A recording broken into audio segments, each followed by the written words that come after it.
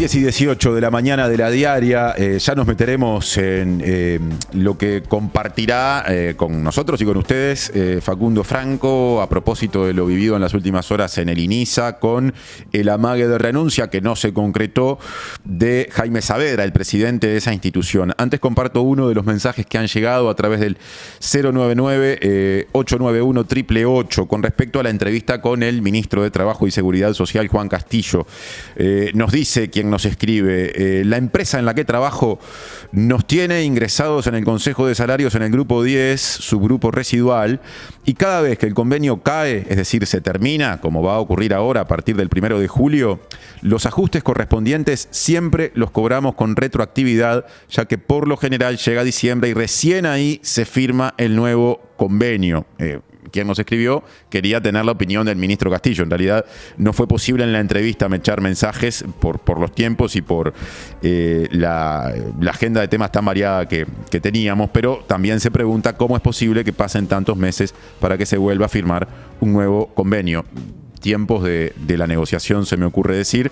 Queda de todos modos planteada la cuestión y ahora pasamos al tema que anuncié antes, que abordaremos con Facundo Franco, editor de Educación, lo que ocurrió en las últimas horas en INISA, que capaz que es el reflejo de cosas que venían ocurriendo desde por lo menos semanas antes cuando asumieron las nuevas autoridades. ¿Cómo anda, Facundo? Todo bien, por suerte.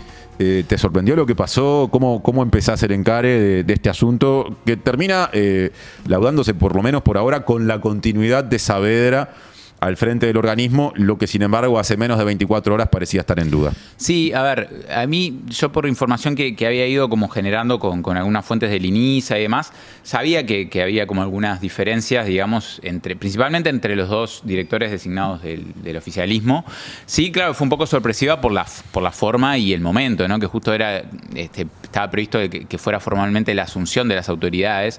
Si bien Jaime Saavedra y Eugenio Acosta, los dos del oficialismo, estaban ya hace tiempo en funciones, estuvieron esperando un tiempo para que Ángel Facchinetti, que es el director nombrado por la oposición, el Partido Colorado, pertenece al sector de Gustavo Subía, que terminara de asumir, por eso recién ayer estaba previsto el acto de asunción, no es que las autoridades no estuvieran en sus cargos.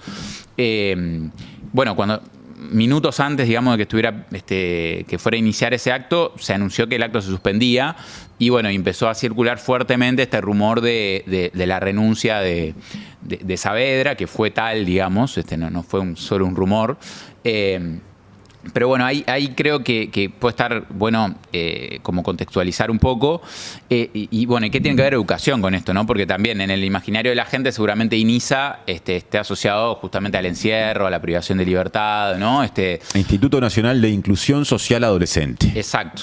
Justamente porque en Uruguay hay un imaginario que viene de una época desde el principio del siglo XX, seguramente, capaz que incluso antes, que justamente se asocia al adolescente, digamos, en conflicto con la ley, como se le llamaba en alguna época, a lo problemático, al encierro, a lo punitivo.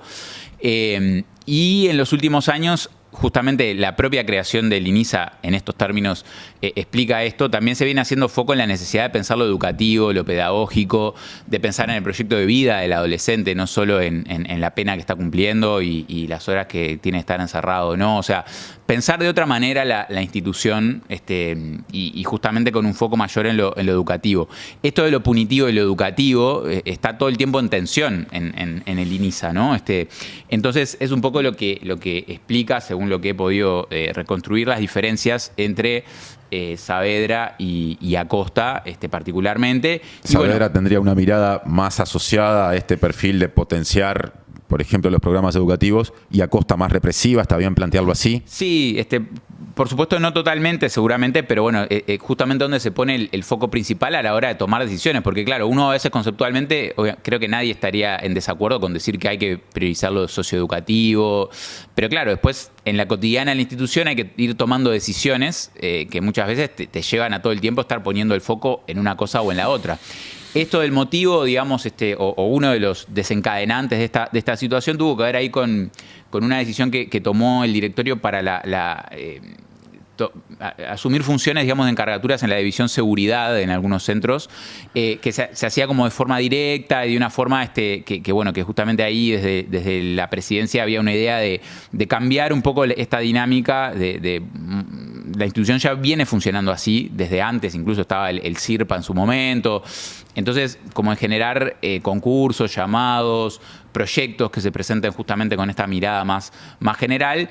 Y bueno, se precipitó de alguna manera porque el otro director del oficialismo, junto con el director de la oposición, votaron en conjunto, digamos, y dejaron en minoría al presidente, ¿no? Entonces, esas diferencias que operaban quizás en un plano más conceptual, que no habían tenido como una cuestión tan visible, en algunas decisiones y discusiones que se dieron en el directorio, digamos que ya fueron indisimulables y dejaron ahí al presidente en una posición bastante incómoda, ¿no? Entonces, bueno, eso es lo que explica un poco esta situación que se dio ayer. Y, bueno, seguramente esto de la marcha atrás en la renuncia tiene que ver con algunos procesos de negociación que se van a estar dando ya más ahora en la órbita también interviniendo en la presidencia de la República, porque intervino Yamandu Orsi y Alejandro Sánchez directamente, bueno, para ver de qué manera se pueden laudar, por lo que informó justamente la diaria ayer, a través de una nota de Agustín Zavala. Bueno, no está por ahora previsto que ninguno de los dos vaya a renunciar, o sea, no es que esto de la continuidad de Saavedra se lauda con una renuncia de Acosta, ¿no? Sino que se va a tratar de seguir trabajando en conjunto y poder llegar a acuerdos o por lo menos a puntos donde no haya este conflicto como tan importante. Saavedra es una persona que tiene dentro de las políticas vinculadas muchas veces a rehabilitación, ¿no? A personas en conflicto con la ley. Me parece que un perfil relativamente alto, o sea, es conocido incluso por sectores de la ciudadanía capaz que no siguen tanto lo político. En el pasado, en anteriores gobiernos del Frente Amplio, estuvo al frente de la Dirección Nacional de Apoyo al Liberado, la DINALI. Ahí no hablamos de minoridad, sino de personas adultas en conflicto con la ley. Incluso su nombre fue impulsado para que siguiera en ese cargo cuando empezó el anterior gobierno, el del expresidente Luis Lacalle Pou. O sea, es una figura que, me animo a decir, genera ciertos consensos. Acosta es un hombre, hasta donde sabemos, menos conocido por quienes no estamos metidísimos en la política, digamos, vinculado al MPP. Sí. Sí, y bueno, y fue director también de seguridad del INISA en la gestión de Fulco, de Gabriela Fulco, que también fue un momento ahí bastante controvertido del instituto porque se dieron algunas denuncias también en su momento. Entonces, eso fue en el comienzo del anterior gobierno del Frente Amplio, cuando era presidente Tabaré Vázquez. Exacto, sí, 2016, entre 2016 y 2018, si mal no recuerdo. Y claro, a veces, las instituciones tienen estas lógicas ya como burocratizadas y es difícil entrar y cambiar como esas lógicas, que eso va desde el punto desde esto del nombramiento de funcionarios, de las lógicas en cómo funcionan los centros, que vinculada a esto, yo pude conseguir alguna información vinculada también a las propuestas educativas que hay en los centros del INISA, porque están obligados los adolescentes a ir justamente a propuestas educativas. Pero en esto de pensar el proyecto, no es lo mismo ir por obligación un ratito a la clase y bueno, que eso sea la excepción, digamos, del proceso que hace el adolescente en el INISA, a que, bueno, justamente esto tome un lugar como más central, que hasta ahora no es lo que está pasando, también un poco por estos datos que pude recabar, concretamente acerca de la propuesta de secundaria, que se da a través del programa ya lo tengo por acá, era exploración pedagógica. Bien. El nombre, digamos, del programa que tiene. También porque parte de una lógica distinta, justamente. No es lo mismo, porque son profesores de secundaria, de educación media, que van a los centros, pero no es lo mismo que tener una clase, por ejemplo, para empezar, una diferencia bien marcada es que es una clase multigrado. Son aulas en donde están adolescentes, a diferencia de lo que ocurre en un liceo, que se anotan todos a un determinado grado porque están todos en ese nivel educativo. Acá hay experiencias y trayectorias muy diversas, ¿no? Distintos niveles, de Exacto. primero, de segundo, tercero, etcétera. Exacto, y eso incluye también a adolescentes que llegan con una experiencia totalmente de desvinculación muy pronunciada, con muy baja autoestima en relación a lo educativo, gurises que dicen yo no sirvo para esto, no es lo mío. Entonces hay que trabajar con eso primero antes de entrar como en los contenidos, ¿no? Entonces, esta propuesta que tiene secundaria, UTU también tiene algunas propuestas que a partir del gobierno anterior se han desarrollado. Pero bueno, para dar un dato que ilustra un poco esto del lugar que viene ocupando lo educativo, ¿no? en las propuestas del INISA, en el año pasado, de 160 días aproximado, más o menos lectivos, ¿no? Solo 9 días del año los docentes tuvieron a los adolescentes en el horario completo las 3 horas de clase que hay, porque hay una primera, segunda y tercera hora en la mañana. Cada grupo, además, cada una de esas horas tiene a veces gurises distintos, no es que todos se quedan las 3 horas.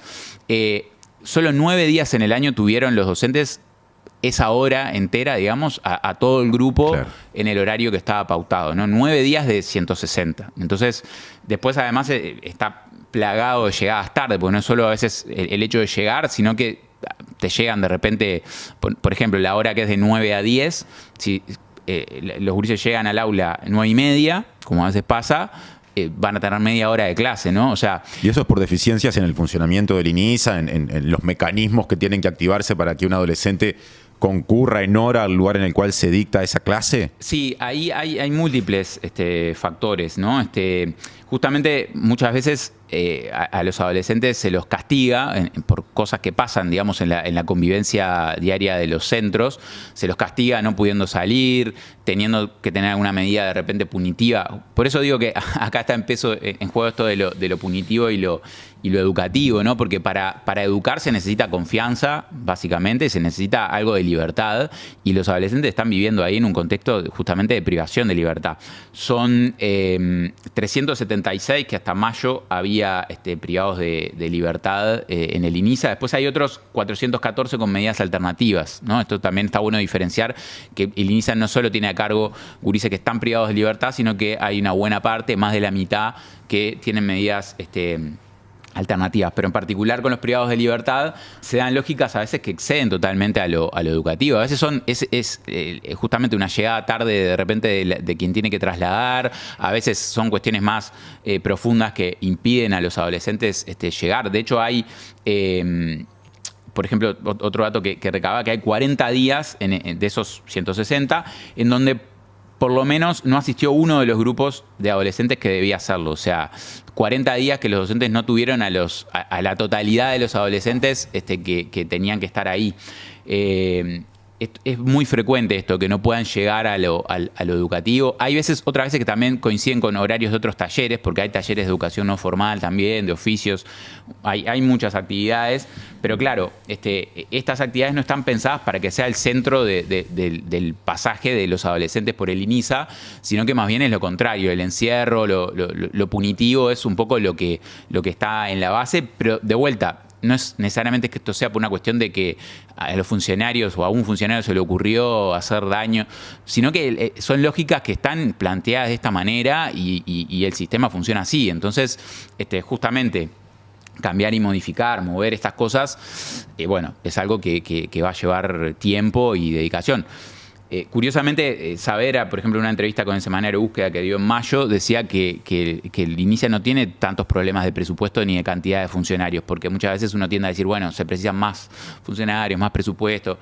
Él lo que planteaba es que es un tema principalmente de que, más allá de que pueda haber que falte para alguna acción concreta, algún funcionario o algún recurso económico, es un tema principalmente de cambiar la cultura y la lógica de la institución. En las últimas horas, cuando todo esto tomó estado público, el SUINAU, que es el sindicato de quienes trabajan en el INAU y en el INISA, ya que recordemos que las competencias del INISA provienen del INAU, que es un organismo mucho más grande en estructura y muy anterior, emitió un comunicado en el que de alguna forma, una de las cosas que queda claro, dicen las y los trabajadores sindicalizados, es que estos hechos son similares a otras diferencias entre jerarcas ocurridas en gobiernos anteriores. Se citan antecedentes de diferendos al interior del directorio que hubo durante el gobierno anterior, cuando no gobernaba el Frente Amplio, y también en el primer periodo de existencia del INISA, que fue en el segundo gobierno de Tabaré Vázquez.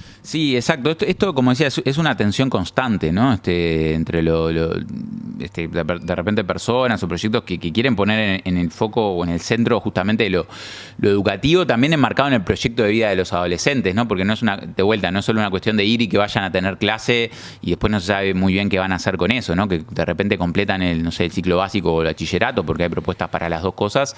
Y bueno, después qué va a pasar cuando ellos egresen, ¿no? Tiene que ir acompañado de miradas de repente más integrales.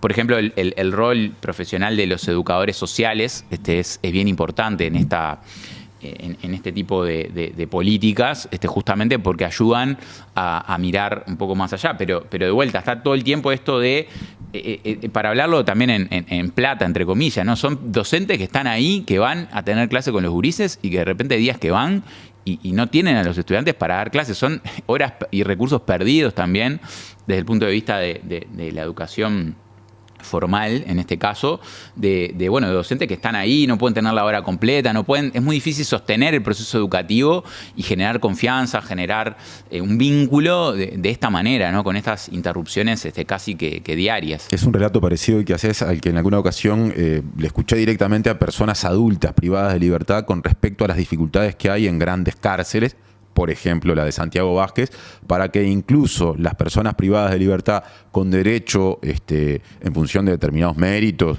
de concurrir a talleres, actividades que les permiten salir de la celda, muchas veces tienen, cuando estando en un lugar indicado, a la hora indicada, de repente no hay alguien que les abra un portón, y entonces esa oportunidad, que también es un recurso público puesto al servicio de la reinserción, está disponible y se pierde, ¿no? Exacto. Además acá estamos hablando de adolescentes, ¿no? Que son justamente menores de edad, su personalidad todavía está en formación. Y bueno, el Estado tiene la obligación de garantizar ese derecho, ese cuidado, esa protección más integral de la persona y esa dignidad, que es en definitiva de lo que se trata. Y es por lo menos inquietante que problemas que tiene un sistema penitenciario de personas adultas, que son a todas luces enormes, de alguna forma tenga su correlato en estos ámbitos vinculados a adolescentes en conflicto con la ley, porque de alguna forma refuerza la idea que muchas veces se plantea de que hay una lógica que hace que después a buena parte de la población adolescente en conflicto con la ley le cueste no terminar incurriendo en delitos y en la prisión eventualmente más adelante. Es decir, hay un sistema para adolescentes que a veces reproduce cosas que tiene el sistema tan problemático asociado a la privación de libertad de adultos, y eso es por lo menos perturbador. Sí, ni que hablar. Es una lógica que obviamente que más allá de esta institución en particular, tiene raíces en la sociedad, ¿no? Esto de la adolescencia en particular es una etapa siempre muy culpabilizada por la mirada adulta, ¿no? Esto de un adolescente, ¿no? También por la manera en que quizás también algunos de nosotros recordamos nuestra etapa adolescente y demás, pero hay una construcción de la adolescencia como algo problemático, y bueno, y cuando además se agrega el ingrediente del conflicto con la ley, bueno, hay un combo ahí bastante difícil de desarmar que viene costando muchísimo. Gobiernos de todos los colores han hecho intentos, obviamente, pero bueno, la prueba está que es algo que sigue costando, ¿no? Y por todo lo explicado por Facundo, queda claro que lo que ocurre a nivel del INISA tiene un vínculo con el enfoque educativo, así que por eso le dedicamos la presencia de Facundo hoy a ese tema. Me imagino que la semana que viene, cuando vuelvas por acá, va a haber definiciones, o por lo menos va a estar muy cerca la nueva instancia de votación, pensando en el rectorado de la Universidad de la República, así que tema no va a faltar para tenerte dentro de poco, capaz que con una noticia bien importante. Exacto. Sí, ahora con 3 candidatos, porque ya se bajó Nicolás Yegor, eso ya lo podemos adelantar, porque ya se conoció hace unos días. Así que sí, la semana que viene va a ser justo el miércoles, además es la siguiente Asamblea General del Claustro, donde puede llegar a haber una definición. Así que si venís el miércoles tendremos una especie de previa ahí con los últimos detalles y con las perspectivas para esa asamblea. Gracias, Facundo. No, por favor.